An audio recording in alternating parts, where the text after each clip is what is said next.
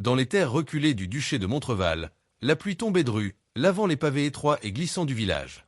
Isabelle, une veuve plébéienne de 25 ans, errait seule dans les rues boueuses, enveloppée dans son manteau usé par les hivers rigoureux. Depuis la mort de son mari, elle vivait dans l'ombre, ignorée et méprisée par les habitants du village. Ses journées étaient longues et silencieuses, marquées seulement par les regards insistants des voisins et les murmures perfides sur sa prétendue malchance. Le duc Henri, un homme austère et solitaire, vivait dans le château sur la colline. Depuis la mort mystérieuse de son épouse, il n'avait laissé personne approcher son domaine, et les rumeurs sur sa cruauté et ses colères terrifiantes se répandaient bien au-delà du duché. Pourtant, la vie d'Isabelle allait basculer le jour où le destin la livra à ce duc énigmatique. Le messager du duc apparut un matin, portant une lettre au sceau noir. « Isabelle, vous êtes attendue au château. Votre présence est requise immédiatement. » Les mains tremblantes, elle prit la lettre et se demanda quel mystère ou malheur pouvait la pousser ainsi hors de sa pauvreté. Les villageois murmuraient que le duc choisissait parfois des âmes perdues pour satisfaire ses caprices, mais aucun ne connaissait la vérité. Le chemin jusqu'au château était long et périlleux. Isabelle avançait à travers les bois sombres, où chaque craquement de branches la faisait sursauter. À son arrivée, elle fut accueillie non pas par des gardes, mais par le silence imposant d'une grande salle aux murs de pierre froide. Le duc Henri apparut enfin, ses yeux d'un bleu glacé fixant ceux d'Isabelle. « Veuve plébéienne » commença-t-il d'une voix grave. « Vous êtes ici parce que vous détenez quelque chose que vous ignorez encore. » Isabelle recula légèrement, confuse et effrayée. « Moi? Quoi donc? Je ne possède rien. » Le duc s'approcha et, d'un geste inattendu, tendit une petite boîte en bois finement sculpté. Cette boîte contient un secret interdit, transmis depuis des générations. Votre mari, avant sa mort, l'avait en votre possession. Isabelle sentit son cœur battre à tout rompre. Les souvenirs de son mariage malheureux, des disputes silencieuses, et de la dernière nuit où il lui avait confié des paroles étranges surgissaient maintenant dans son esprit. « Que signifie tout cela » demanda-t-elle, la voix tremblante. Le duc Henri s'assit, posant la boîte sur la table devant eux. « Ce secret est dangereux. Si mal utilisé, il peut détruire des vies. Mais si vous le protégez, il peut changer le cours du duché et même votre destinée. » Durant les semaines qui suivirent, Isabelle resta au château, apprenant à connaître non seulement les recoins sombres de la forteresse, mais aussi le cœur tourmenté du duc. Ils partageaient des moments de silence où rien ne semblait exister que la présence de l'autre, et des discussions passionnées sur la vérité et la justice. Chaque jour, le secret de la boîte se dévoilait un peu plus, révélant non seulement des lettres anciennes et des cartes mystérieuses, mais aussi la vérité sur une conspiration visant à renverser le duc et à plonger le duché dans le chaos. Un soir, alors que le vent hurlait contre les fenêtres du château, le duc confia enfin à Isabelle ce que le secret contenait, un testament ancien, prouvant que le duché appartenait à une lignée oubliée, une lignée dont Isabelle elle-même était descendante, cachée parmi les paysans. « Vous êtes la seule héritière légitime » murmura le duc, la surprise et la peur mêlées dans sa voix. Le choc fut immense. Isabelle, qui avait cru toute sa vie être insignifiante, comprit soudain que son existence avait un poids et un pouvoir qu'elle n'avait jamais imaginé. Mais le secret attirait aussi des ennemis. Des hommes masqués tentaient de pénétrer au château, cherchant à s'emparer de la boîte et de son contenu. Isabelle et le duc durent unir leurs forces pour protéger le secret, affrontant trahison, embuscades et intrigues politiques qui semblaient surgir de chaque ombre. Au fil des mois, Isabelle devint plus qu'une simple veuve plébéienne. Elle devint une stratège, une gardienne du secret, et peu à peu, le duc commença à ressentir un respect et une affection sincère pour elle. Leur vie, autrefois solitaire et marquée par la douleur, se tissèrent en une alliance inattendue mais puissante. Enfin, après de nombreux périls, le secret fut sécurisé, les conspirateurs neutralisés, et Isabelle accepta pleinement sa nouvelle identité et sa responsabilité. Le duc, qui avait longtemps fermé son cœur à toute émotion, trouva en elle non seulement une alliée mais aussi une compagne capable de comprendre la solitude et le fardeau de son pouvoir. Ensemble, ils remodelèrent le duché, transformant la peur en respect, la suspicion en loyauté, et le passé en une force pour l'avenir. Ainsi, la veuve plébéienne, livrée au duc solitaire, ne fut plus jamais insignifiante. Le secret interdit avait changé sa destinée à jamais, non seulement en révélant son héritage, mais en lui donnant le courage, la sagesse et la puissance de forger son propre destin. Et dans le silence des nuits de Montreval, le murmure de cette légende traversa les siècles, rappelant que même les vies les plus humbles peuvent cacher des vérités capables de bouleverser le monde. Les semaines suivantes, la vie au château changea radicalement pour Isabelle. Elle s'éveillait chaque matin avec le sentiment que chaque pierre du château cachait un mystère, chaque couloir résonnait de secrets anciens. Elle passait ses journées à étudier les documents laissés par son défunt mari et à comprendre les codes et symboles que la boîte contenait. Un après-midi, alors qu'elle feuilletait un vieux manuscrit, Un cri retentit dans la grande salle. Isabelle se précipita et vit un garde s'effondrer, une flèche plantée dans son armure. Le duc Henri surgit derrière elle, tirant son épée avec une rapidité surprenante. « Ils sont venus pour le secret !» hurla-t-il, la rage et l'inquiétude mêlées. Isabelle sentit son cœur se serrer, mais au lieu de céder à la peur, elle prit une décision. Elle courut vers la bibliothèque secrète du château, un endroit que son mari lui avait montré mais qu'elle n'avait jamais osé explorer pleinement. Là, derrière une lourde étagère, elle découvrit un passage caché menant à une salle souterraine remplie de parchemins, cartes anciennes et artefacts. « C'est ici que nous devons nous défendre », dit-elle au duc, dont les yeux brillaient d'admiration mêlée de respect. Les assaillants, cependant, étaient nombreux et déterminés. Isabelle et Henri se barricadèrent dans la salle, utilisant les documents et les artefacts pour créer des pièges et des illusions qui désorientaient leurs ennemis. Chaque attaque renforçait leurs liens. Ils apprenaient à se faire confiance aveuglément, à anticiper les mouvements de l'autre, et même à sourire dans les moments de danger. Une nuit, alors que le vent hurlait et que la pluie frappait les vitres, Isabelle trouva un parchemin particulier, écrit de la main de son mari. Il détaillait une ancienne prophétie annonçant qu'une âme humble mais courageuse protégerait le duché et révélerait sa véritable lignée. Ses mains tremblaient en lisant ces mots. « C'est pour moi qu'il a écrit cela », murmura-t-elle, le regard rempli de larmes et de détermination. Le duc, qui était resté silencieux derrière elle, posa doucement sa main sur son épaule. « Vous êtes bien plus que ce que vous croyez, Isabelle. Votre courage et votre sagesse surpassent celui de n'importe quel noble. » Ces mots, simples mais sincères, firent naître en elle une force nouvelle, une certitude que le destin qui lui avait été confié n'était pas une malédiction, mais un privilège. Les attaques suivantes furent plus audacieuses. Les conspirateurs, jaloux et avides, tentaient de pénétrer par les passages souterrains. Mais Isabelle, utilisant les connaissances acquises grâce à son mari et les instructions cryptées dans la boîte, anticipait chaque mouvement. Le duc Henri, impressionné, comprit que jamais il n'aurait pu protéger le duché seul. Ensemble, ils formaient une alliance unique, mélange de stratégie, d'instinct et de courage. Avec le temps, la réputation d'Isabelle changea également dans le village. Les paysans qui l'avaient autrefois méprisée commencèrent à venir chercher ses conseils et son aide. Elle enseignait avec douceur mais fermeté, partageant non seulement ses connaissances sur la protection du duché, mais aussi les valeurs de justice et de loyauté. Peu à peu, la veuve plébéienne devint une figure respectée, un symbole d'espoir et de force dans un monde souvent cruel et injuste. Un matin, le duc Henri la conduisit sur la terrasse du château. La brume matinale enveloppait la vallée, et la lumière du soleil filtrait à travers les nuages. « Isabelle, » dit-il, la voix tremblante mais ferme, « nous avons survécu à tant d'épreuves. Mais je dois vous demander, voulez-vous rester à mes côtés? Non pas seulement comme allié, mais comme compagne et partenaire dans ce duché ?» Isabelle, le cœur battant, regarda le paysage et pensa à toutes les nuits de peur, aux secrets révélés, aux combats livrés ensemble. Puis elle sourit, une lueur de détermination et de tendresse dans les yeux. « Oui, Henri. Ensemble, nous guiderons ce duché et protégerons le secret.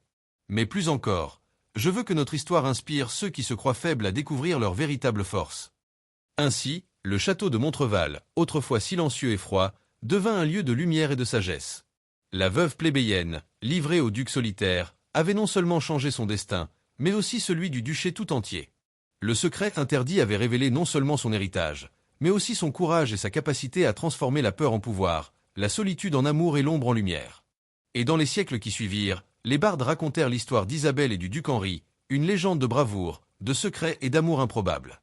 Leur nom devint synonyme de force et de sagesse, et le murmure de leurs exploits traversa les générations, rappelant que même les vies les plus humbles peuvent contenir des vérités capables de bouleverser le monde entier. Les jours suivants furent remplis de préparatifs et de vigilance constante. Isabelle parcourait les archives du château, découvrant des lettres échangées entre nobles du duché et voisins étrangers, révélant des complots visant à affaiblir le pouvoir du duc Henri. Chaque document qu'elle déchiffrait apportait de nouvelles informations sur les ennemis qui les guettaient et sur les anciennes alliances oubliées.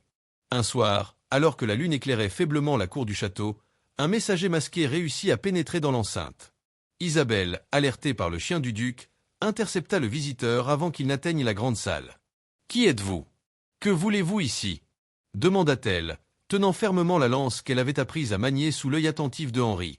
Le messager, tremblant, tendit une lettre scellée à la cire noire. « Pour la dame, et pour le duc », murmura-t-il avant de disparaître dans l'ombre de la nuit. Isabelle brisa le sceau avec précaution et découvrit une missive qui révéla l'existence d'une faction rebelle dirigée par un comte ambitieux, prêt à tout pour s'emparer du duché et de son secret ancestral.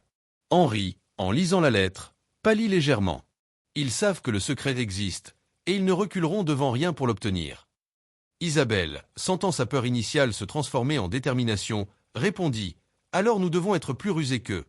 Nous devons jouer selon nos règles et utiliser chaque connaissance que mon mari a laissée. » Au fil des semaines, ils mirent en place un réseau de défense complexe. Les passages secrets du château furent renforcés, des pièges ingénieux installés, et des alliances discrètes avec des villages voisins établis pour prévenir toute attaque. Chaque matin, Isabelle parcourait les couloirs avec le duc, étudiant les cartes et discutant des stratégies. Une complicité profonde s'était installée entre eux, fondée sur la confiance, le respect et une admiration mutuelle. Mais les conspirateurs étaient tenaces. Une nuit, alors qu'Isabelle se promenait seule dans les jardins du château, elle sentit une présence derrière elle. Une silhouette encapuchonnée surgit et tenta de s'emparer de la boîte secrète. Un combat acharné s'ensuivit, où Isabelle, malgré sa peur, utilisa tout ce qu'elle avait appris pour défendre le secret. Elle parvint à désarmer l'assaillant et à le livrer aux gardes du château, prouvant qu'elle n'était plus la veuve timide et impuissante que tout le monde connaissait. Le duc Henri, témoin de sa bravoure, comprit que le lien entre eux dépassait désormais le respect ou la simple alliance stratégique.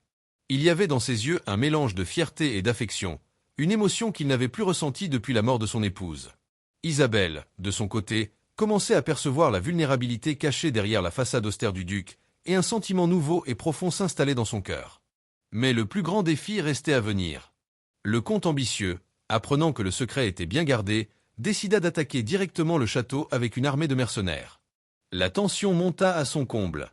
Les habitants du village, autrefois méprisants, vinrent prêter main forte, inspirés par l'exemple courageux d'Isabelle. Le duché entier semblait suspendu à cette bataille imminente, où le sort du secret et l'avenir de Montreval étaient en jeu. La nuit précédant l'attaque, Isabelle et Henri se tinrent sur les remparts, observant les feux lointains allumés par les mercenaires. « Si nous échouons » murmura Henri, la voix tremblante. Isabelle posa sa main sur la sienne. « Nous ne pouvons pas échouer.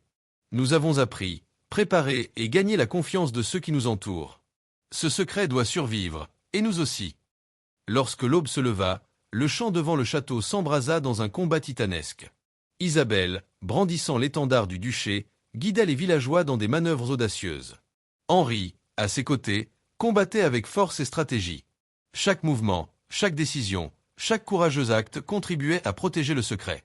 Les assaillants furent repoussés grâce à la combinaison de la ruse d'Isabelle, du courage des habitants et de l'expérience militaire du duc. Après la bataille, le château était gravement endommagé, mais la victoire était acquise. Isabelle, couverte de poussière et de sang, se tenait aux côtés du duc. « Vous avez changé mon duché et ma vie », dit Henri, les yeux brillants d'émotion. Isabelle sourit, consciente que ce n'était que le début de leur nouvelle vie ensemble, une vie où le passé, les secrets et les épreuves les avaient transformés à jamais. Les mois qui suivirent la grande bataille furent loin d'être paisibles. Isabelle et le duc Henri se retrouvèrent au centre d'un tourbillon de complots et de rivalités. Chaque noble du duché, voyant la puissance nouvelle de la veuve plébéienne et le renouveau du duc, cherchait à manipuler, séduire ou trahir pour obtenir une part du pouvoir. Isabelle, malgré son rôle de gardienne, était désormais une figure publique et politique. Ses décisions avaient un impact direct sur le peuple et sur la stabilité du duché. Un matin, une lettre scellée arriva par un messager à cheval, portant l'emblème d'un royaume voisin. À la dame Isabelle et au duc Henri. Y était écrit. La missive contenait des informations sur un ancien allié du duché devenu traître, qui avait l'intention de s'emparer des terres frontalières en utilisant le secret d'Ancien comme levier de chantage. Isabelle parcourut le document avec attention, chaque mot pesant sur son esprit. « Ce n'est pas seulement notre secret qui est en jeu, » murmura-t-elle à Henri, « mais l'équilibre de tout le duché. » Henri acquiesça, conscient que le défi était désormais plus grand que tout ce qu'ils avaient affronté jusqu'ici.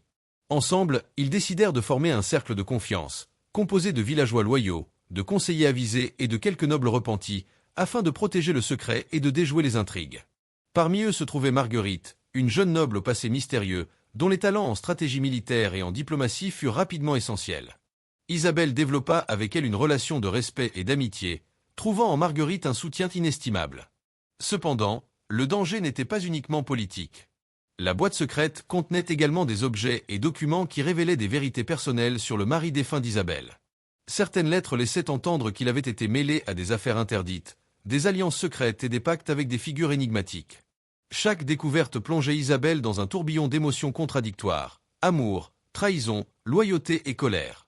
Mais elle sut, au fil du temps, transformer cette douleur en force, utilisant ces informations pour anticiper les mouvements de leurs ennemis.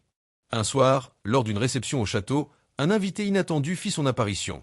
Armand, un ancien ami du mari d'Isabelle, qui portait des nouvelles d'un réseau secret d'espions travaillant pour protéger le duché. « Isabelle, dit-il à voix basse, il y a encore beaucoup que vous ignorez. Votre mari n'était pas seulement un homme humble. Il connaissait des forces et des secrets que même le duc ne soupçonnait pas. » Intriguée et inquiète, Isabelle se plongea dans les archives nouvellement découvertes, déchiffrant des codes, des symboles anciens et des cartes secrètes. Chaque soir, elle passait des heures dans la salle des archives, tandis que Henri la regardait avec admiration. Leur relation avait évolué. Ce n'était plus simplement une alliance, mais une véritable complicité, un amour subtil et profond, forgé dans le feu des épreuves. Les semaines suivantes furent marquées par de nouvelles attaques des conspirateurs et des mercenaires. Isabelle et Henri durent orchestrer des opérations secrètes, envoyant des espions et utilisant des messages codés pour tromper leurs ennemis. Chaque succès consolidait leur pouvoir, mais chaque erreur aurait pu leur coûter la vie. La tension était constante, et chaque nuit, le château résonnait des préparatifs, des murmures et des stratégies. Un jour, Isabelle découvrit un passage oublié menant à une bibliothèque souterraine, plus ancienne que le château lui-même. Là, parmi les parchemins poussiéreux, elle trouva des chroniques anciennes relatant l'histoire de sa propre lignée. Elle apprit que ses ancêtres avaient été gardiens de secrets qui protégeaient non seulement Montreval, mais également les territoires voisins. Ces révélations la remplissaient de fierté, mais aussi d'un lourd sentiment de responsabilité. Elle n'était plus simplement une veuve plébéienne, elle était l'héritière d'une lignée puissante et déterminante pour l'avenir du duché. Henri, voyant la transformation d'Isabelle, se rendit compte que leur destin commun ne pouvait plus être scindé. Il lui confia les clés des armureries et des coffres secrets, partageant avec elle non seulement le pouvoir politique, mais aussi la confiance absolue. Leur complicité devint légendaire. Même les nobles sceptiques commencèrent à reconnaître la sagesse et le courage de la veuve plébéienne. Mais les ennemis étaient toujours présents. Une nuit, le comte ambitieux, désormais plus audacieux, réussit à infiltrer le château avec un petit groupe de mercenaires. Isabelle, anticipant leur arrivée grâce aux indices laissés dans les archives, déclencha une série de pièges qui neutralisèrent l'intrusion. Henri, impressionné par son intelligence et sa bravoure, comprit pleinement que la survie du duché dépendait désormais autant d'Isabelle que de lui-même. Après cet incident, la confiance des habitants et des nobles envers Isabelle grandit considérablement. Les villages voisins vinrent prêter main forte, certains offrant même leurs jeunes fils comme pages et apprentis pour apprendre les arts de la stratégie et de la protection du duché. Le château devint un véritable centre de savoir et de préparation, sous la direction d'Isabelle et de Henri, alliant sagesse ancienne et courage moderne. Alors que l'hiver approchait, le château de Montreval brillait à travers la brume matinale. Les habitants, jadis sceptiques et moqueurs, venaient désormais chercher conseil et protection auprès de la veuve plébéienne. Isabelle, debout sur les remparts, observait la vallée avec un sentiment de puissance et de sérénité. Son passé, ses douleurs et ses épreuves l'avaient transformée. Le secret interdit, jadis source de danger, était devenu une force qui liait le duché et ses habitants. Et dans le silence de la nuit, Henri la rejoignit, posant sa main sur la sienne. « Isabelle, nous avons traversé tant de dangers et découvert tant de vérités. Je ne pourrais imaginer le duché sans vous. » Elle sourit, consciente que leur destin commun avait été forgé par le courage, la sagesse et l'amour. Ensemble, ils étaient prêts à affronter tout ce que le futur leur réserverait. Ainsi, la veuve plébéienne livrée au duc solitaire n'était plus jamais insignifiante. Elle était devenue une gardienne, une stratège, une légende vivante. Son nom et celui du duc Henri traverseraient les âges, inspirant génération après génération, rappelant que même les villes les plus modestes peuvent contenir des secrets capables de changer le monde. L'hiver laissa progressivement place au printemps, et avec lui vinrent de nouvelles épreuves pour Isabelle et le duc Henri. La victoire contre les mercenaires du comte ambitieux avait renforcé leur réputation, mais elle avait aussi attiré l'attention de puissances lointaines, jalouses de la stabilité retrouvée de Montreval. Des lettres anonymes, des messages codés et même des visions nocturnes d'espions infiltrés vinrent rappeler à Isabelle que la vigilance devait rester constante. Un matin, un jeune écuyer du château, Pierre, apporta une nouvelle inquiétante. Un groupe de nobles dissidents, dirigé par le frère d'un ancien allié du duc, s'était rassemblé dans les terres voisines et préparait une rébellion. Leur objectif n'était pas seulement le duché, mais aussi la boîte secrète que détenait Isabelle. Le duc Henri, préoccupé, consulta immédiatement Isabelle. « Que devons-nous faire » demanda-t-il. Elle posa sa main sur la sienne, son regard rempli de détermination. « Nous devons agir avant qu'ils ne frappent. Je vais infiltrer leur camp avec un petit groupe fidèle. » Isabelle choisit 4 alliés loyaux. Marguerite, experte en stratégie et diplomatie. Armand, l'ami du mari défunt avec ses connaissances des réseaux secrets. Un ancien mercenaire repenti nommé Roland. Et Pierre, jeune mais courageux. Ensemble, ils partirent à l'aube, traversant forêts et collines, jusqu'au camp rebelle caché dans une vallée isolée. La nuit tombée, Isabelle et son groupe observèrent les mouvements des rebelles. Chaque détail, chaque conversation interceptée leur donnait un indice sur les intentions et les plans de l'ennemi. Grâce à sa connaissance des documents laissés par son mari et de la boîte secrète, Isabelle déchiffra un code indiquant que les rebelles prévoyaient de pénétrer dans le château par les tunnels souterrains, oubliés de tout sauf d'elle. La stratégie qu'elle conçut fut ingénieuse. Elle fit semblant de négocier, envoyant des messages ambigus aux rebelles tout en les guidant involontairement vers des pièges préparés par le duc et les villageois. La nuit de l'attaque, la vallée résonna des bruits de lutte, mais chaque assaut fut contré par les défenses ingénieuses d'Isabelle et la bravoure des défenseurs. Les rebelles furent neutralisés sans effusion de sang excessive, et la sécurité du duché fut assurée une fois de plus. Cependant, cette victoire apporta de nouvelles révélations.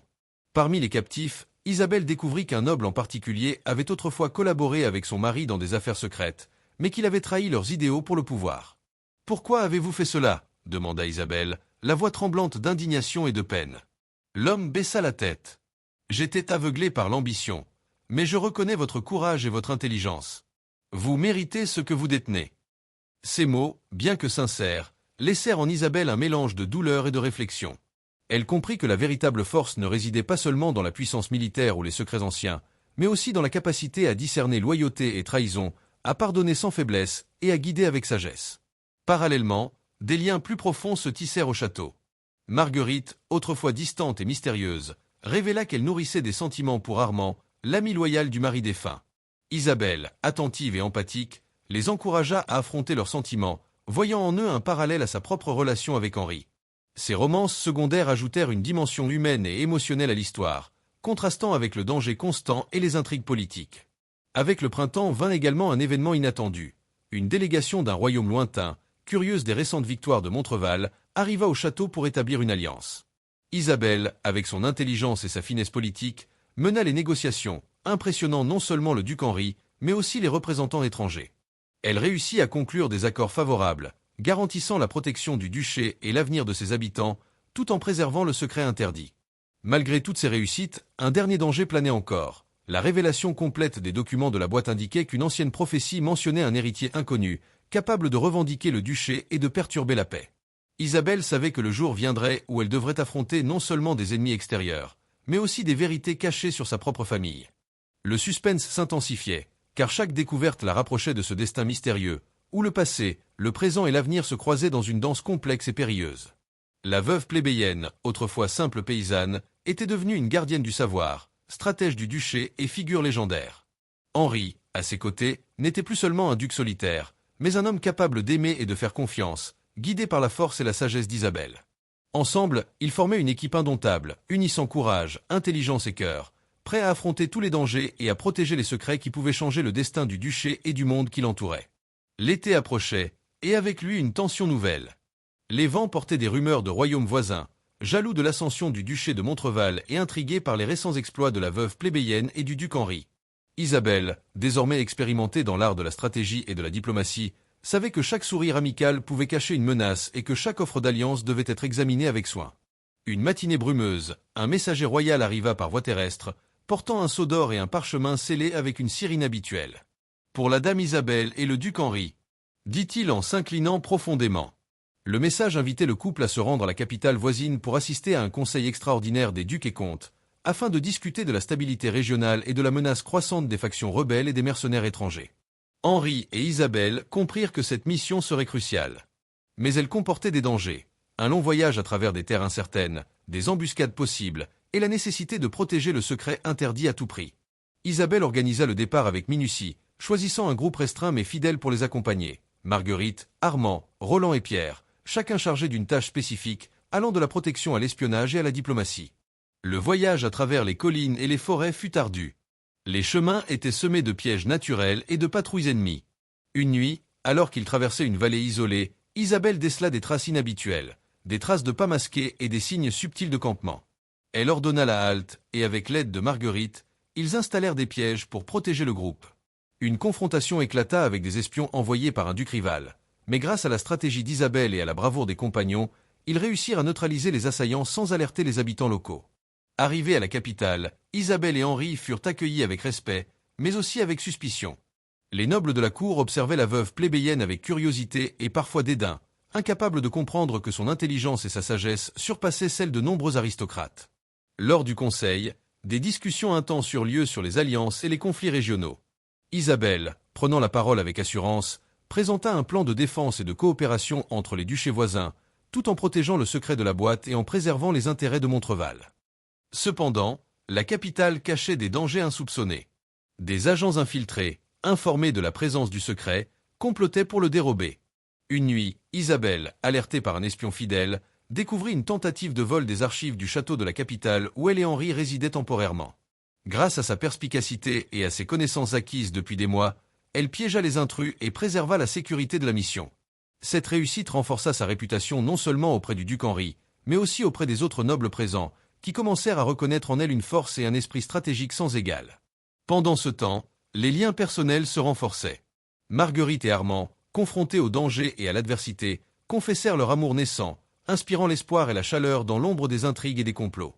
Henri et Isabelle, malgré la distance et les menaces constantes, virent leurs liens se consolider. Le duc, qui avait autrefois fermé son cœur, commença à exprimer une tendresse et un respect profond pour Isabelle, qui répondait avec courage et affection, tout en demeurant stratège et gardienne du secret. Au retour à Montreval, Isabelle fit une découverte bouleversante, un passage secret menant à des archives encore plus anciennes que la boîte elle-même. Là, elle trouva des documents révélant l'histoire complète de sa lignée, incluant des alliances secrètes, des pactes anciens et des rivalités qui avaient façonné le duché depuis des générations. Certaines lettres indiquaient même que des héritiers potentiels, cachés dans des régions lointaines, pouvaient contester son rôle et son autorité si le secret venait à être dévoilé. Isabelle comprit que sa mission allait bien au-delà de la protection de la boîte. Elle devait préserver la paix, protéger son héritage, guider les habitants et anticiper des menaces venant de toutes parts, parfois invisibles et insidieuses. La responsabilité pesait lourdement sur ses épaules, mais elle trouva dans la confiance et l'amour de Henri une force inébranlable. Ensemble, ils étaient prêts à affronter les forces politiques, militaires et mystiques qui menaçaient Montreval. Le duché, autrefois menacé et vulnérable, se transformait sous leurs yeux. Les villageois, les nobles repentis et les alliés fidèles voyaient en Isabelle non seulement la veuve plébéienne qui avait été livrée au duc solitaire, mais une figure légendaire, capable de transformer la peur en courage, le secret en puissance et la solitude en force.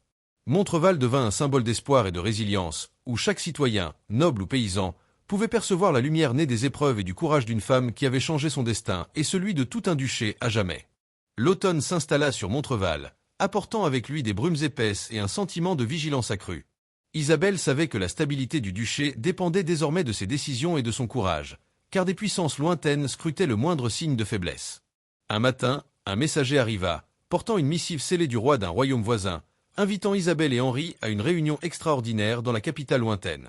Cette fois, l'enjeu dépassait le duché. Des alliances et des secrets anciens étaient en jeu, susceptibles de remodeler la carte entière de la région. Avant le départ, Isabelle décida de préparer ses alliés. Marguerite fut chargée de cartographier les routes sûres et d'identifier les embuscades possibles. Armand, lui, devait infiltrer discrètement les camps ennemis pour obtenir des informations. Roland et Pierre furent assignés à la protection directe du groupe. Isabelle, consciente du danger, entraîna tout le monde à se défendre et à réagir face aux imprévus. Le voyage fut périlleux. Les routes étaient semées de bandits et de mercenaires envoyés par des nobles jaloux ou des espions étrangers. Une nuit, alors qu'ils traversaient un col montagneux, une embuscade éclata. Des dizaines de cavaliers surgissaient des bois. Isabelle, avec une rapidité et une intelligence stratégique surprenantes, organisa une défense en utilisant la géographie du terrain. Elle dirigea ses alliés pour créer des embuscades et des diversions, permettant au groupe de repousser les assaillants et de poursuivre leur route. Henri, admiratif, comprit pleinement que la veuve plébéienne était désormais sa partenaire et son égale dans toutes les batailles. Arrivés dans la capitale lointaine, Isabelle et Henri furent accueillis avec respect mais aussi avec méfiance. Les nobles étrangers, curieux de la réputation de la veuve plébéienne, observaient chaque geste, chaque mot. Le conseil extraordinaire se déroula dans la grande salle d'un ancien palais, où des tapisseries racontaient l'histoire des alliances et des guerres passées. Isabelle prit la parole avec assurance, détaillant les menaces, les complots et les solutions pour protéger les duchés tout en préservant le secret interdit. Mais la capitale cachait des dangers inattendus. Des agents infiltrés tentaient de dérober les archives et les documents que transportait Isabelle. Une nuit, alors que le château était silencieux, elle découvrit une tentative d'intrusion et utilisa ses connaissances de code et de pièges pour neutraliser les voleurs. Chaque réussite renforçait sa réputation et démontrait sa capacité à protéger le duché et ses secrets contre tous ceux qui chercheraient à les détruire. Parallèlement, de nouvelles romances et alliances se tissaient. Marguerite et Armand, confrontés à la proximité et au danger, avouèrent leur amour, apportant une chaleur humaine au milieu des intrigues et complots. Isabelle, témoin de cette évolution, trouva en eux un parallèle à sa propre relation avec Henri, comprenant que même dans un monde de danger et de stratégie, le cœur et les sentiments restaient essentiels. À son retour à Montreval, Isabelle fit une découverte capitale. Un passage oublié menait à une bibliothèque ancestrale, plus ancienne que la boîte elle-même. Les parchemins et cartes révélèrent l'histoire complète de sa lignée, incluant des pactes anciens, des alliances secrètes et des rivalités oubliées. Elle découvrit également que certains héritiers potentiels, cachés dans des territoires éloignés, pourraient contester son autorité si le secret venait à être divulgué. Cette révélation ajouta une nouvelle dimension à sa mission. Elle devait protéger non seulement le duché, mais aussi son héritage familial et son identité. Les mois suivants furent marqués par des missions secrètes, où Isabelle et ses alliés traversèrent des forêts, des rivières et des montagnes pour sécuriser des artefacts et empêcher que les puissances étrangères ne découvrent le secret interdit. Chaque voyage renforçait les compétences, la stratégie et la cohésion du groupe. Henri et Isabelle se rapprochèrent encore plus, leur relation oscillant entre respect, admiration et amour discret mais profond. À Montreval, le duché prospérait sous la direction combinée de la veuve plébéienne et du duc. Les villageois, autrefois méprisants, venaient désormais chercher conseil et protection auprès d'Isabelle. La réputation de courage, de sagesse et de diplomatie qu'elle avait forgée traversait les vallées et les collines, inspirant confiance et loyauté.